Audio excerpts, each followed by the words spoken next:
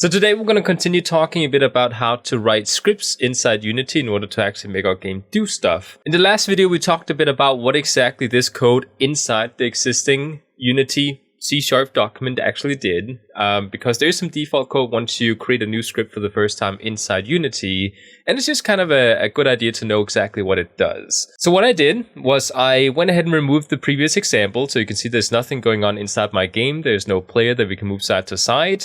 And I have a completely empty document again, so we're in the same spot, because the last little example that I showed you wasn't really for you to do it with me, but you could if you wanted to. But it was just more to show you a small example of how you can use code in order to make stuff move inside Unity, and maybe even motivate you into wanting to learn how to code, because it didn't really seem that complicated to do.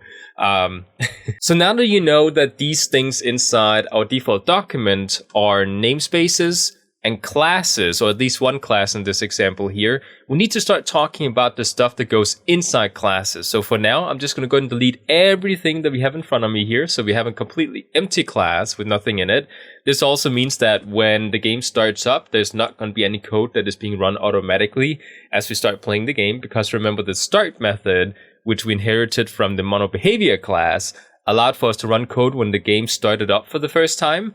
And then the update method is something that allows us to run code continuously as we play the game. So right now, we're not running any code when we start up or keep running the game, essentially. The first thing you're going to learn is how to store data inside your class. So if you have something like the player's health, how do we actually have the player's health stored inside a class so we can change it if we want to at a later point? Let's say the player takes damage or he picks up a med kit so he can regain his health. How do we have that information stored somewhere? Well, we can do that inside, let's say, a class called test in this example here. I could go ahead and say I have a empty container, which has to first of all be declared of what kind of scope does it need to have. So is it a private or is it a public container? In this case here, it's just going to be private. If I had to make it public, I would start by creating something called public. I might call this one player health. And I will get into why I have an underscore in front of it. Just wait, we'll get to it. And I'm just going to go ahead and close this one off here. Now, there is something missing here, which is that we need to declare what type of data we're dealing with. And I did also talk about that briefly in the last episode when I did my example. In this case here, because the player health is most likely just an integer, there's not going to be any sort of decimal points behind it or anything. It's either going to be 100 or 50 or 80 or whatever. So we can actually go ahead and say this is a integer data type.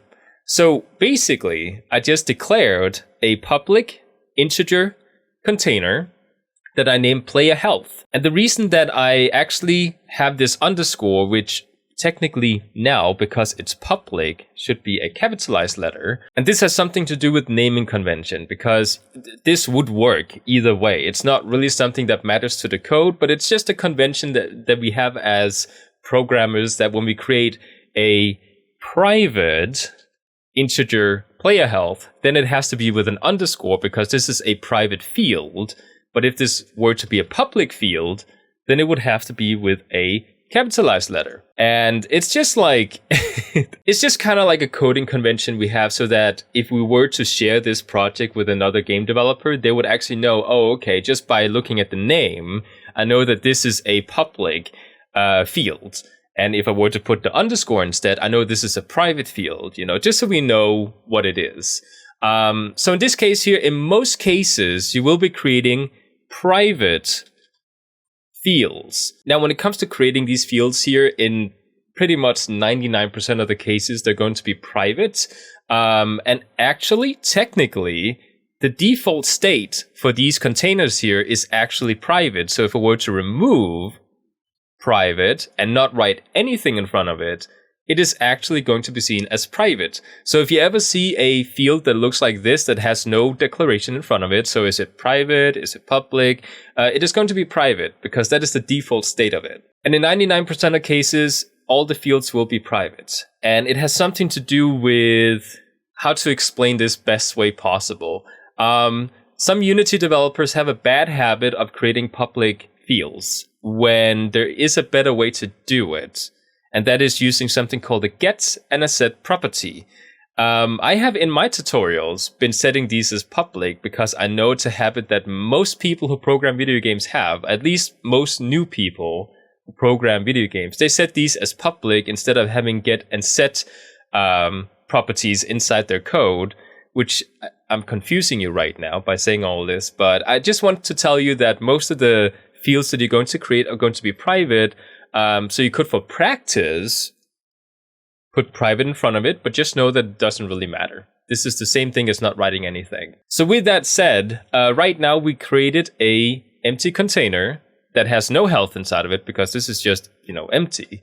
What you noticed I did in the last episode was that inside my start method, which is right here, I actually went ahead and set my data equal to, let's say, 100 inside my start method. For now, don't worry too much about why we would assign data inside the start method versus directly inside the field. It has something to do with how things are being loaded in order inside our code. And the start method, even though it does get run when we press the start button inside our game, isn't technically the first thing to get run when we press start inside our game. So, if you want some other code to run before you assign this data, then you could assign data to our fields inside the start method. In this case here, play health, it's not really going to matter. Don't worry too much about it. Just know that we can assign data either inside our start method or inside our, inside our field directly. So now we have something called player health, but we also have many other different data types. And just to give you some examples of a few of the ones that you will be using constantly, we also have, if I were to click Control D, I can duplicate my line of code. We can also create something called a float, which, like I mentioned previously, is when we have decimal points. So I could call this one player walk, actually just player speed. So we know the speed of the player. And I can set this one to like 4.6. And then we put an F behind it because you can see we get an error message. When it's a float, we always put an F behind it to indicate this is a float number. Don't tell me why, because I don't know. If I were to duplicate this again, we can go down and we can also create maybe something called a Boolean, which we just name as a bool data type. Now, a Boolean is, for example, I could say is grounded. Usually when you see something that is called is grounded inside your game, it is to indicate if the player is standing on the ground, which in that case he should be able to jump, or is he in the mid-air, because in that case we don't want him to jump. So is grounded is a Boolean, which is basically a true or false statement. So if he is on the ground, then this would be set to true. If he's in the air, then it's going to be set to false. And then depending on what this is set equal to, we're going to have a method in our code that we can then use in order to make the player jump that either gets activated or deactivated, depending on the value here. Does that make sense? I hope it does. We also have some other ones. We also have something called a string, which is basically just text. So if I want to have, for example, the player name, then I can say player name. Then I can set this player equal to player 1. For example, or I could actually give my player a name. So in this case here, I could call it Crossing. So now my player's name is Crossing. So if I were to actually call on this inside my code, I would get the name Crossing. So do keep in mind that I use double quotes in order to write a string inside my code. The next one I'm going to talk about is going to be one that is called vector something. So it's either going to be vector 2 or vector 3. Let's go ahead and take vector 3 for now.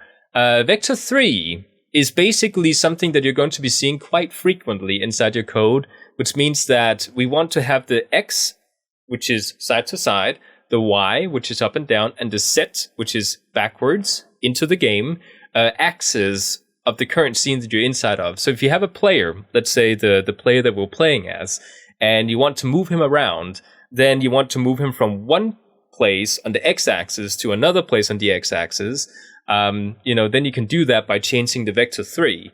So essentially, let's say we have something called player position, so POS.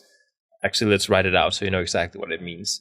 Player position, and then I could set this one to a new vector 3. And we use the new keyword when we want to create a new vector. So I could set this one to being 0, F, because these are float data types, by the way, inside the vectors. 0, F, 0f, which basically means that he's completely centered inside my scene. Then if I want to move him a little bit to the left, I can always go ahead and set the vector x to 50, because then he moves 50 to the right. I have to get the right directions here. To the right side. To the left would be minus 50. So this could be the player position that we could then set if you wanted to start the game up with the player having a certain position when we start the game. And that would actually be a way to use the start method down here. Because I could go in and say, and this is just an example, you don't need to know what I'm writing here. I could say we have the game object that this script is attached to, which in this case here would be the player game object inside my scene. And then I want to set the transform dot position equal to, and then I can just actually set it equal to this up here, which would then, when I start the game, place my player in this location that I set up here. So right now it would be minus 50. So where to save this? I can actually demonstrate this. Let's go back inside my game engine here and actually create a empty 2D sprite, a square. And I'll just go ahead and center it. And then you'll notice that right now the position up here is set to 0, 0, 0. But if I were to actually play the game, once I assign the script to it, there we go. If we were to play the game, you'll notice that it is going to move.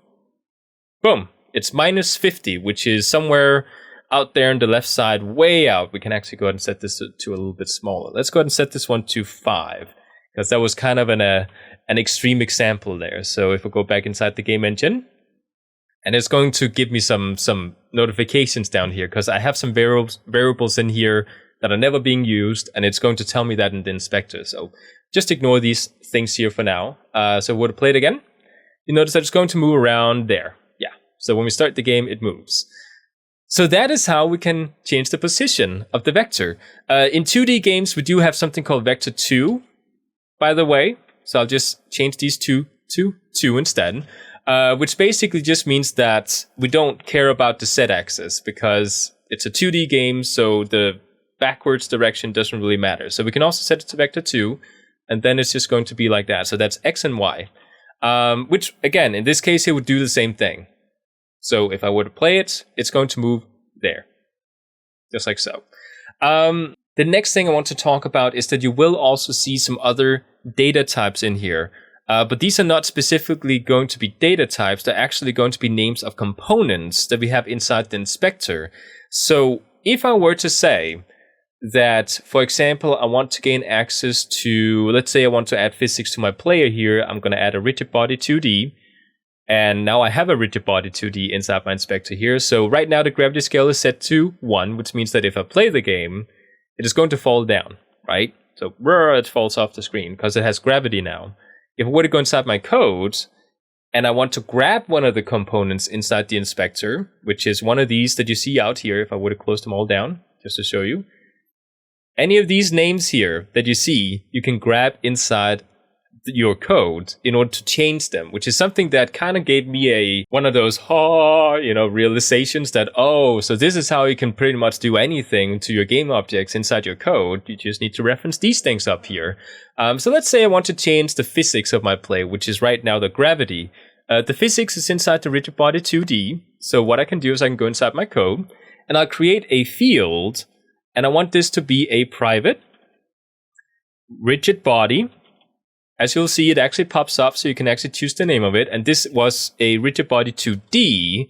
Then I'll just call it underscore RB for rigid body, just shortening for that. This is an empty container. We haven't assigned anything to it. And you can't actually assign data like you did down here when it comes to components. You do actually need to go inside your start method. Rigid body is equal to this game object, which we have our component attached to, dot get component. So I want to take my game object that I have here and access something within the game object is what the dot means, essentially. So get component,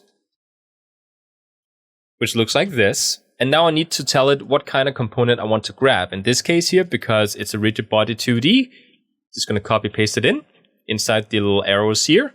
And now I actually grab the component from within our inspector. So now I can change the physics of my player. So if I wanted to, when I start the game for the first time, I can now take the rigid body. And because the rigid body has all the physics attached to it now, I can gain access to any of the properties within my rigid body. So you can see we have a body type, material, simulated, use auto mass, mass, linear drag, blah, blah, blah. I can keep going. We have a lot of things in here. I want to grab the gravity scale.